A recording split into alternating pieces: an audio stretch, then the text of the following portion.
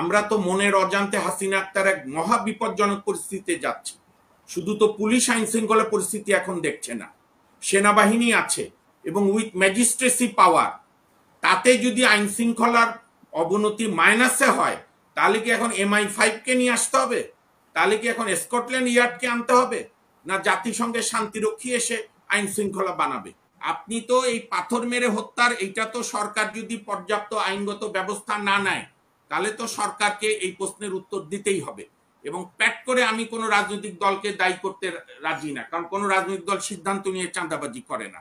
হ্যাঁ, রাজনৈতিক দলের কর্মী হলে সেই দল যদি বহিষ্কার না করে, তখন আমরা এই দলকে দোষ দিতে পারি।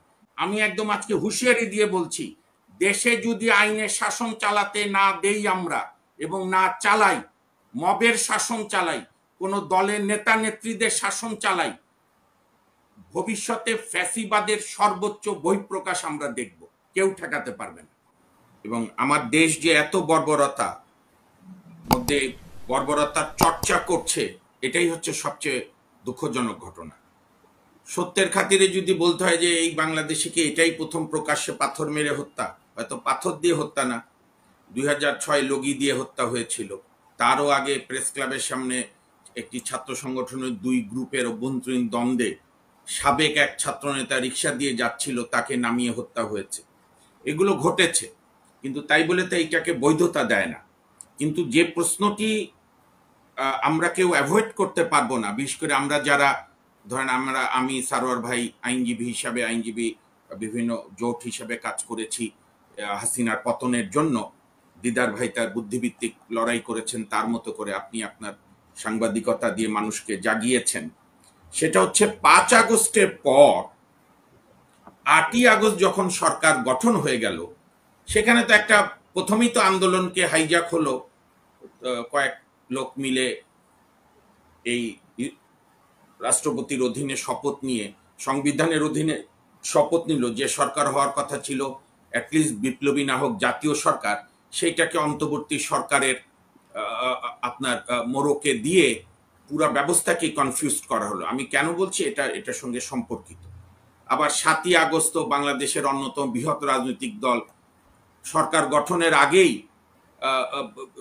বলে বসলো যে আগামী 3 মাসের মধ্যে দ্রুত নির্বাচন। এবং বাংলাদেশের দু একটি বাদে যারা রাজনৈতিক দল হিসাবে ম্যাটার করে, জনগণের ওপিনিয়ন ক্রিয়েট করে, জনগণকে প্রতিনিধিত্ব করে, কারো তো আইন শৃঙ্খলা নিয়ে কোনো আলোচনার টেনশন নাই, রাষ্ট্রের কি বদল হচ্ছে তা নিয়েও কোনো টেনশন নাই। টেনশন হচ্ছে নির্বাচন কবে হবে, কবে আমি ক্ষমতায় যাব। এখন 5ই আগস্ট থেকে 8ই আগস্ট অর্থাৎ সরকার গঠন পর্যন্ত তাৎক্ষণিক ক্ষোভের বহিঃপ্রকাশ হিসাবে এইটা যে কোনো গণ আন্দোলনের পর, যে কোনো রক্তাক্ত আন্দোলনের পর, সেটা গণ আন্দোলন হোক, গণভ্যুত্থান হোক, বিপ্লব হোক। আমি এই প্রসঙ্গে আপনাকে বলি, এক বীর মুক্তিযোদ্ধাই আমাকে বলেছিলেন, মারা গেছেন, যে তারা যখন বঙ্গবন্ধু 10ই জানুয়ারি ফিরলেন, 11ই জানুয়ারি তারা দেখা করে বলল যে বঙ্গবন্ধু এখনো তো বহু স্বাধীনতা বিরোধী ঘুরে বেড়াচ্ছে। তো বললো যে আমি যেহেতু এসে গেছি, সরকার ফর্মে এসেছে, এখন এই সমস্ত নুইসেন্স তোমরা করতে পারবে না। তোমরা যদি 16, 17, 18-তে কিছু করতে সেটা নাই হতো। এখন সরকার আছে, আমি আইন করছি, দালাল আইনে গ্রেপ্তার হবে, বিচার হবে। এবং এটাই সভ্যতার নিয়ম, এটা শুধু বঙ্গবন্ধু বলে বলছেন না, পৃথিবীতে তাই নিয়ম। কিন্তু আমরা তো তা করিনি। সরকারের সর্বোচ্চ স্তর থেকে আমাদের যখন রাজনৈতিক দল, আমাদের বৈষম্য বিরোধী ছাত্র আন্দোলন যেটা অ্যাক্টিভ ছিল, কোন বাসায় ফ্যাসিবাদী আছে সেইখানে ঘেরাও করে, ওই ফ্ল্যাটে তো, ওই বিল্ডিংয়ে তো আরো 20টা ফ্ল্যাট আছে, সেই বাড়িগুলোর মেন্টাল ট্রমা কেমন হয়েছে, তাদের উচিত ছিল পুলিশকে খবর দেওয়া। এবং আমার সঙ্গে দুই সহ আলোচক রয়েছেন যারা সেনাবাহিনীর অত্যন্ত গুরুত্বপূর্ণ দায়িত্ব পালন করেছেন। আমরা তো মনের অজান্তে হাসিনা আক্তার এক মহা বিপজ্জনক পরিস্থিতিতে যাচ্ছি। শুধু তো পুলিশ আইন শৃঙ্খলা পরিস্থিতি এখন দেখছে না, সেনাবাহিনী আছে এবং উইথ ম্যাজিস্ট্রেসি পাওয়ার।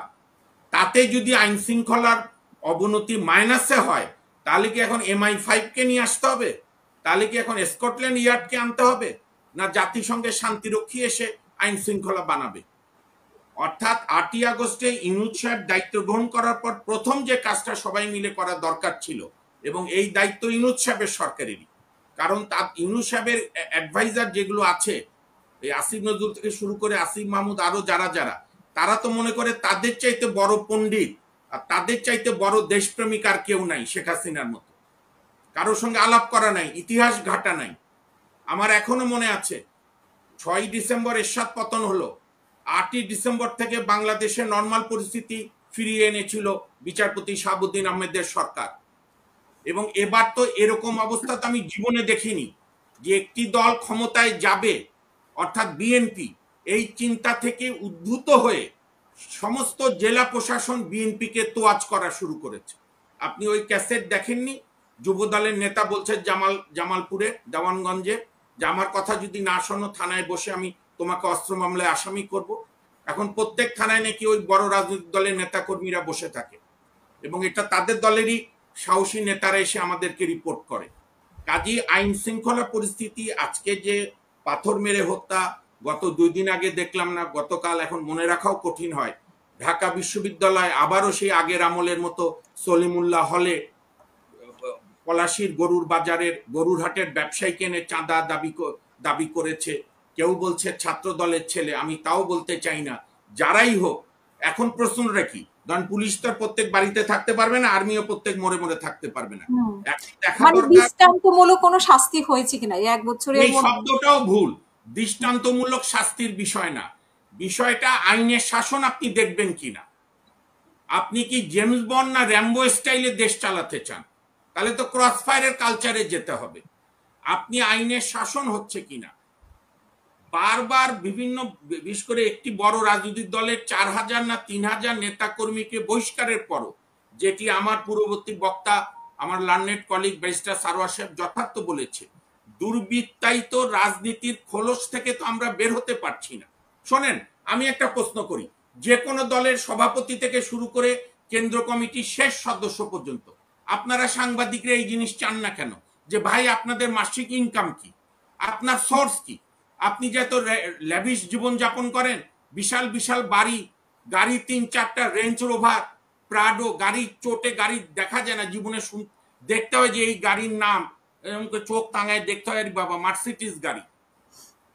এবং এবং এখন তো অনেক নেতা নেত্রীর গাড়ি দেখি যারা 5ই আগস্টের আগ পর্যন্ত কত অসহায় ছিল, ক্ষমতায় না যেতেই কোন জাদুর চেরাগ পেল। তা আমাদেরও একটু ওই চেরাগের সন্ধান দেন, আমরাও কিছু আয় ইনকাম করি। আপনি তো এই পাথর মেরে হত্যার, এইটা তো সরকার যদি পর্যাপ্ত আইনগত ব্যবস্থা না নেয় তাহলে তো সরকারকে এই প্রশ্নের উত্তর দিতেই হবে। এবং প্যাট করে আমি কোনো রাজনৈতিক দলকে দায়ী করতে রাজি না, কারণ কোনো রাজনৈতিক দল সিদ্ধান্ত নিয়ে চাঁদাবাজি করে না। হ্যাঁ, রাজনৈতিক দলের কর্মী হলে সেই দল যদি বহিষ্কার না করে তখন আমরা এই দলকে দোষ দিতে পারি। কিন্তু সবচেয়ে বড়, আমি আমার বড় ভাই দিদার ভাইয়ের সঙ্গে বিনয়ের সঙ্গে দ্বিমত করে বলি, অ্যাটলিস্ট 11 মাস পর আপনি ওই গান আর বলে হবে না সবাই পালিয়ে গেছে হেই সেই। 11 মাসে আপনি মিনিমাম, যেটা আমাদের রাষ্ট্র হলো কেন, সরকার লাগলো কেন, আমি শেষ করছি, রাষ্ট্র হলো কেন, সরকার লাগে কেন একটা দেশে? লাগে, সরকারের প্রথম এবং প্রধান কাজ নাগরিকদের নিরাপত্তা দেওয়া। সেইটাই যদি আপনি এখন এই অবস্থা হয়, এবং দেশে কোন আইন শৃঙ্খলার অবস্থা নেই। আরে হাসিনা আক্তার, আপনি দ্বিতীয় টপিক রেখেছেন নির্বাচন, নিশ্চয়ই জাতীয় সংসদ নির্বাচনের কথা বলছেন। আমি তো নির্বাচন বাদ দেন, এই পরিস্থিতিতে জাতীয় সংসদ নির্বাচন দূরের কথা, একদিনে 5টা সিটি কর্পোরেশন নির্বাচন দিয়ে আমরা দেখতে চাই আইন শৃঙ্খলা পরিস্থিতি কিভাবে নির্বাচনকে সুষ্ঠু করে। এখন আমাদের মূল আলোচনা হওয়া উচিত, মূল টপিক হওয়া উচিত আইন শৃঙ্খলার পরিস্থিতি স্বাভাবিক করা, উন্নতি তো বাদ দেন, স্বাভাবিক করার কি প্রক্রিয়া সরকারের নেওয়া উচিত। এবং এই বর্বরতা শেষ হবে না, সম্ভব হবে কিনা এর থেকে উন্নত করা, সরকারের পক্ষে সম্ভব না হলে আরেকটা জাতীয় সরকার আনতে হবে, বিপ্লবী সরকার আনতে হবে। তাই বলে ওই গানে যাওয়া যাবে না যে এই সরকার পাচ্ছে না দেখে নির্বাচন একটা যেনতেন করে আবারও আগের মতো ফ্যাসিবাদের দিকে ধাবিত হই, কোন অবস্থাতেই না। উপদেষ্টা চেঞ্জ হবে, আমি এবং সারোয়ার ভাই তো অগাস্ট মাস থেকেই বলছি যে উপদেষ্টা বদল করেন, এবং ইউনূস সাহেবকে আমরা এখনো আস্থায় রাখতে চাই, কিন্তু ইউনূস সাহেবের উচিত হবে তার উপদেষ্টাদের একটা ব্যাপক বদল হোক। এবং 111 তো 5-6 বার উপদেষ্টা বদল হয়েছে। উপদেষ্টাদের এমন কি ওখানে মৌতাত হয়েছে যে ওই চেয়ারে বসে আছে, নানা অভিযোগে সরবে না কেন? ওইটাই কি মজা, কি জাদু এখানে? হেয়ার রোডে, মিন্টু রোডে কি জাদু? তাদের মনে নাই 5ই আগস্টে কিভাবে পতন হয়েছে? 5ই আগস্টের আগে 90 সালে তো এরশাদের মন্ত্রীদেরও তো জনগণ ধাওয়া করেছিল। আমাদের রাজনীতিবিদদের মুশকিল হয় কি, বা যারা ক্ষমতায় যায় তারা মনে রাখে না, আমি শেষ করছি, যে ক্ষমতার কারাগার পাশাপাশি অবস্থান করে, এইটা একদম তারা ভুলে যায়। 5 আগস্টে শেখ হাসিনা এবং আওয়ামী লীগের করুণ পরিণতি এখনকার রাজনৈতিক দলের কার্যক্রম দেখে আমার মনে হয় তারা একটুও মনে রাখেনি। তারা পাল্টা চাঁদাবাজি করছে। তাদেরকে জিজ্ঞেস করলে বলে যে আপনি কেন্দ্রীয় নেতাকে ধরেন না কেন, তারা যে নিরিবিলি চাঁদাবাজি করছে। আপনি ওই টিভিগুলোকে বলেন না কেন যেখানে মালিকানা চেঞ্জ হয়ে গেছে, এক রাতে সব ফ্যাসিবাদ থেকে মুক্ত হয়ে গেছে। তারপরে আমার বন্ধু সারোর ভাই যেটা বলেছে, পৃথিবীর না, বাংলাদেশের না, সভ্যতা বা আমাদের পবিত্র ইসলাম ধর্ম কোন আইনে আছে যে ফ্যাসিবাদ একটা পরিবারের একটা লোক আওয়ামী লীগ করে বলে ওর বাড়ি বেআইনিভাবে জবরদখল করতে হবে, ওর ঘের জবরদখল করতে হবে, ওর সুপরির বাগান ঘের দখল করতে হবে? হ্যাঁ, তার বিচার করেন, সে যদি পলাতক থাকে আদালত সেই সম্পত্তি বাজেয়াপ্ত করে রাষ্ট্রের অনুকূলে আনবে। শেষ করছি, আমি একদম আজকে হুঁশিয়ারি দিয়ে বলছি, দেশে যদি আইনের শাসন চালাতে না দেই আমরা এবং না চালাই, মবের শাসন চালাই, কোন দলের নেতা নেত্রীদের শাসন চালাই, ভবিষ্যতে ফ্যাসিবাদের সর্বোচ্চ বহিঃপ্রকাশ আমরা দেখব, কেউ ঠেকাতে পারবে না।